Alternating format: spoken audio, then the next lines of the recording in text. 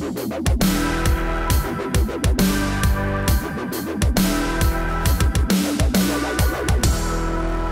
video footage shot by regular citizens of Hillary Clinton allegedly stumbling as she got into her car after the 9/11 memorial event has turned the issue of Hillary Clinton's health from a conspiracy theory among right-wing lunatics to actual news that cannot be ignored.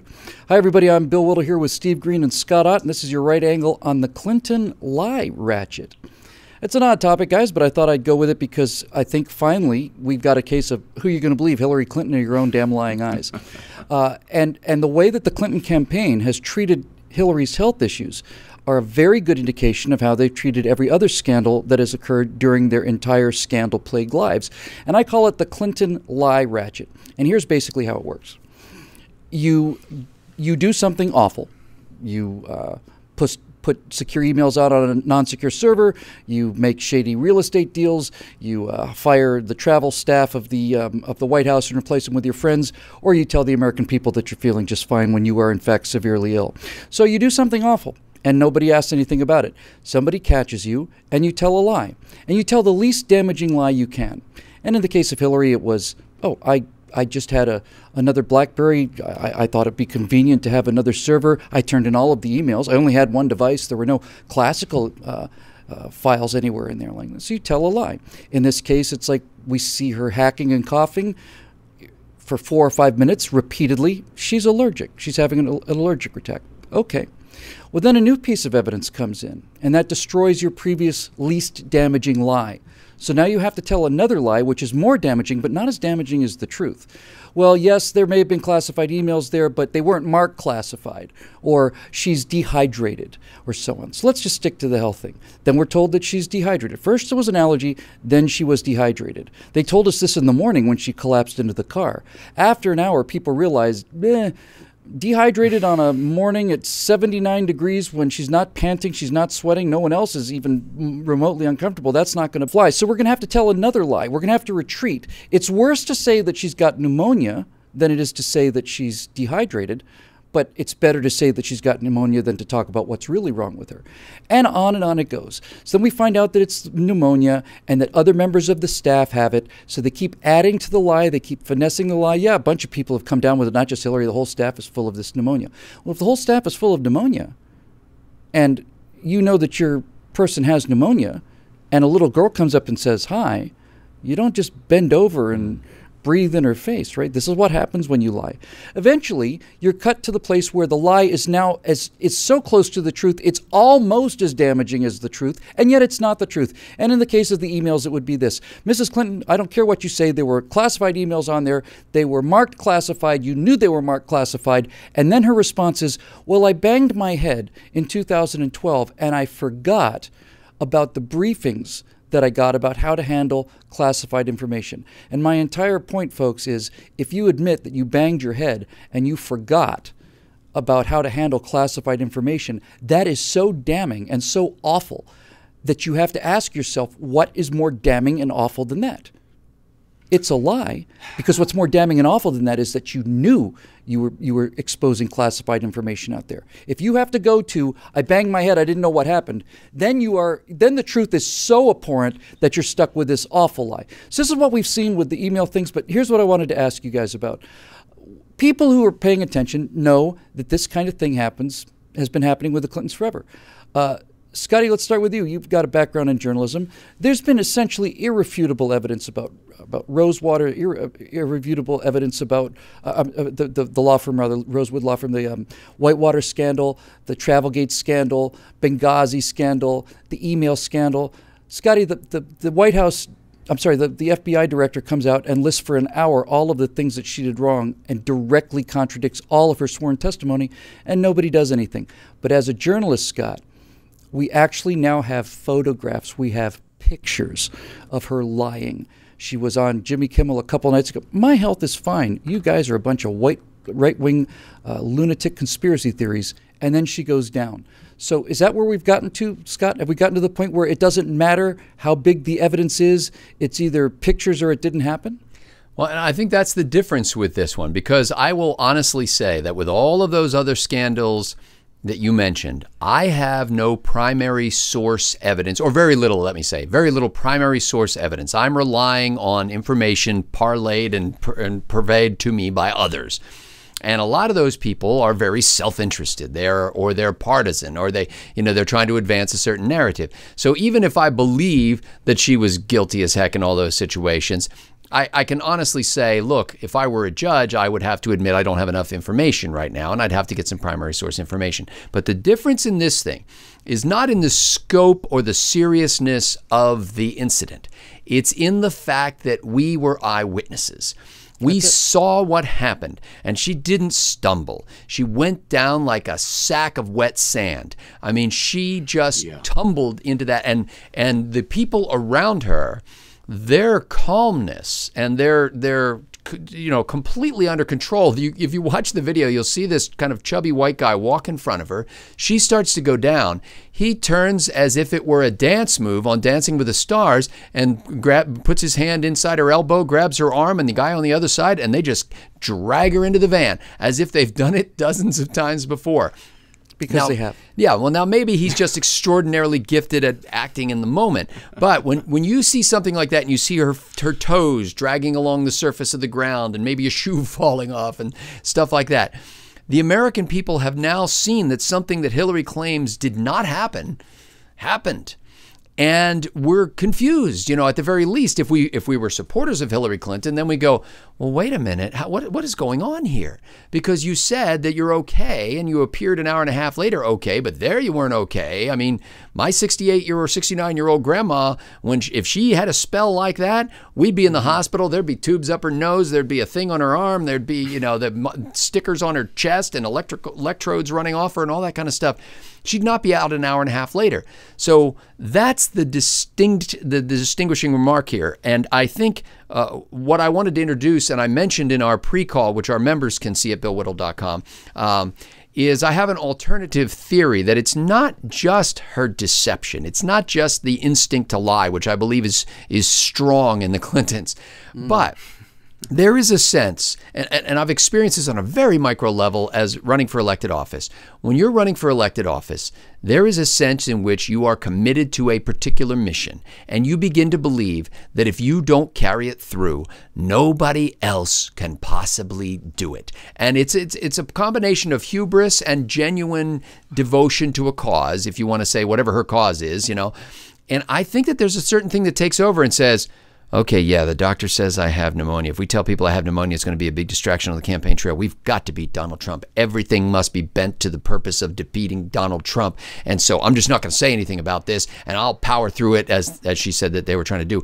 But like I said, some of that is hubris, but some of it is a genuine internal belief, wrong-headed as it is, that only you, or as Donald Trump would say, I alone, only you can save America.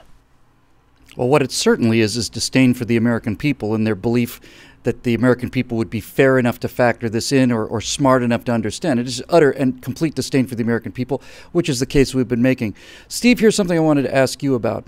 The New York Times today said that Hillary Clinton briefly stumbled, momentarily lost her balance. So the mainstream media, which saw the same footage as we did, is still trying to convince us, who would you rather believe, the New York Times or your own lying eyes, right? And here's what I want to ask you, Steve. There comes a point when this kind of duplicity generates actual real rage.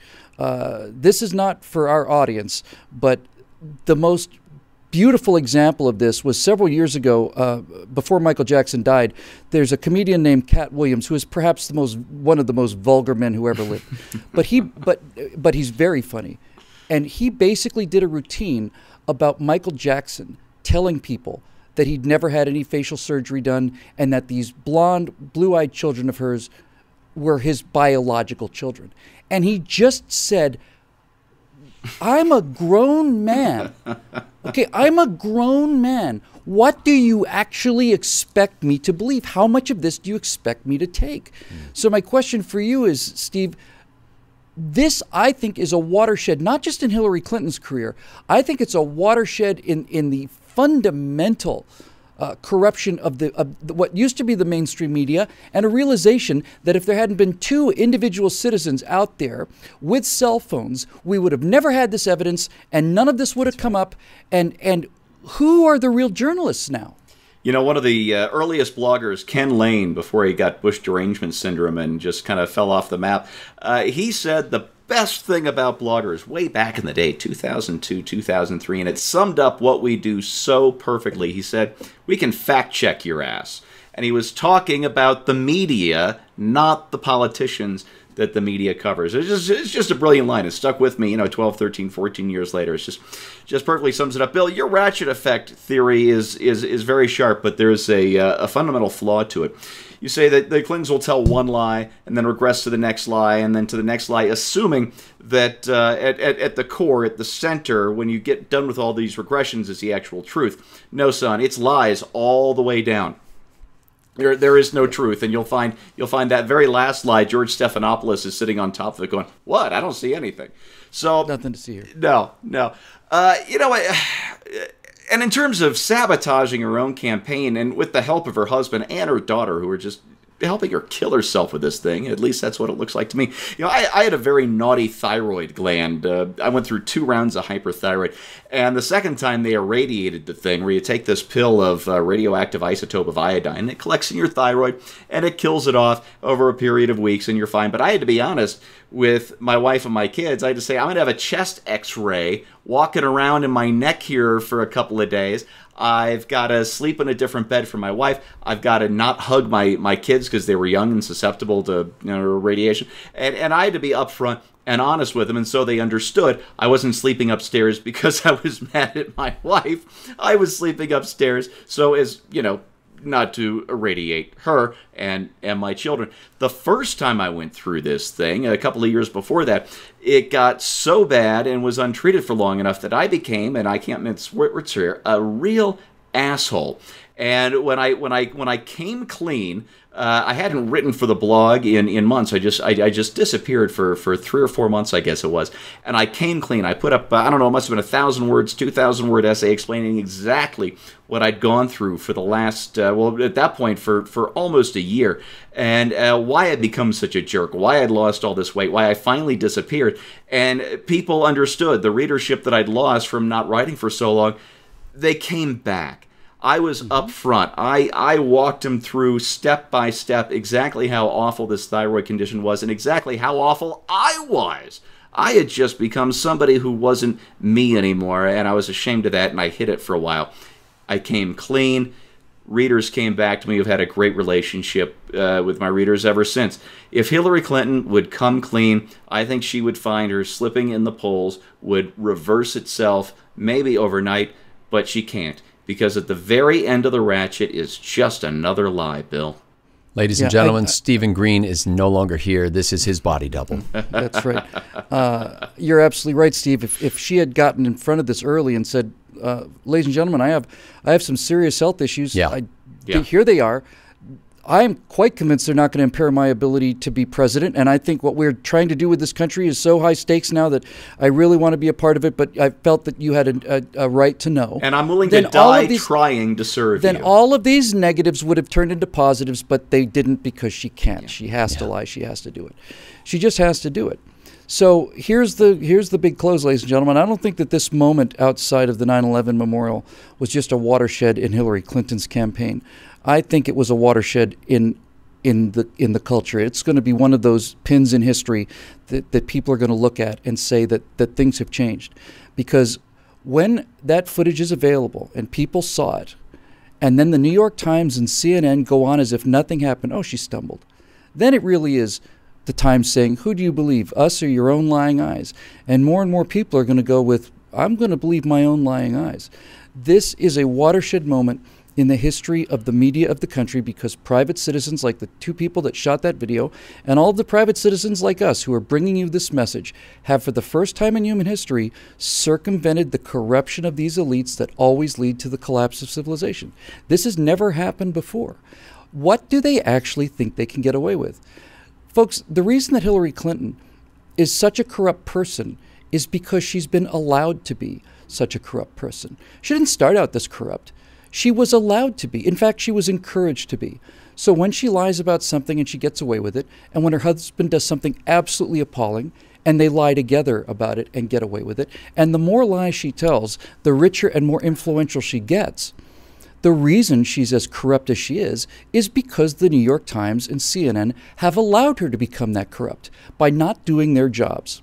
Unfortunately for all of these large organizations, and especially unfortunately for these candidates, the technology is not what it used to be. It doesn't take $100 million to get the message out now. It takes just a little bit to get the message out now. And not to put too fine a point on it, but for us it takes $9.95 a month if you'd like to become a member at BillWhittle.com. And this is not just a commercial for a business. This changed history. This did. This is an example of what citizens do, and that is report the news. While what used to be the news reporting business is now in the news suppression business, and it is coming down, and we are going up, and we need your help, because if there hadn't been individual citizens there, this never would have come up. They would have buried it like everything else. Those days are over, ladies and gentlemen. Those days are over. The citizens now are on the team, they're in the field, and nobody gets away with anything. But they still think they can, and we're going to see more of it before this campaign is over. On behalf of everybody here at BillWhittle.com, and especially on behalf of our paying members who make all of our programming possible, thank you very much for joining us. For Steve Scott and myself, we will see you next time.